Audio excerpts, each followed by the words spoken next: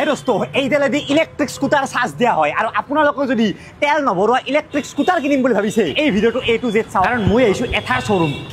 কিন্তু কিছুমান কুৱেশ্যন থাকে আমাৰ মনত এক নম্বৰ এইখনৰ ভিতৰতে বেটাৰী আছে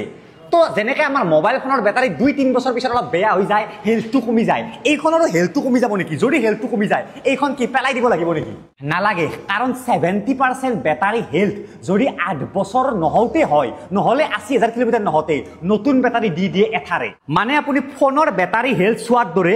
স্কুটাৰৰো বেটাৰী হেল্থ চাব পাৰে আৰু নেক্সট এটা হয় যদি ৰাস্তাত এইখনৰ চাৰ্জ শেষ হৈ যায় কি হ'ব এইটো বাৰু এটা টেনচনৰ বিষয় হয় কিন্তু তাৰ কাৰণে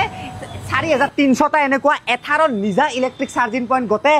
ভাৰতত আছে গুৱাহাটীতে 25+ টা আছে যেনেকৈ এখেতে এইখন লৈ আহিছে এনেকুৱাকৈ আপুনি চাৰ্জ দিব পাৰে নেক্সট বহুতে শক্তিৰ কথা ভাবে চাওক ইলেক্ট্ৰিক স্কুটাৰ গোটেইখন এলুমিনিয়াম হয় আপুনি এইবিলাক চাওক এলুমিনিয়াম এইবিলাক চাওক এলুমিনিয়াম যাৰ ফলত বহুত লাইট ওয়েট হয় তো সিটিত আপুনি যেনেকৈ তেনেকৈ এনেকৈ লৈ যাবৰ কাৰণে ভাল হয় তো বেটাৰীত টেনচন নাই 8 বছৰ পাৰফৰ্মেন্স পাই আছে চাৰ্জিং পইণ্টত টেনচন নাই বুল কোৱালিটিত টেনচন নাই আজিৰ দিনত পৃথিৱীৰ প্ৰায় দেশেই ডেভেলপ দেখে স্কুটাৰক আকোৱালি লৈ আছে আপোনাৰো সময় আমাৰো সময় আহি গৈছে এথাৰৰ লগত স্কুটাৰক আকোৱালি লোৱা টেনচনেই নাই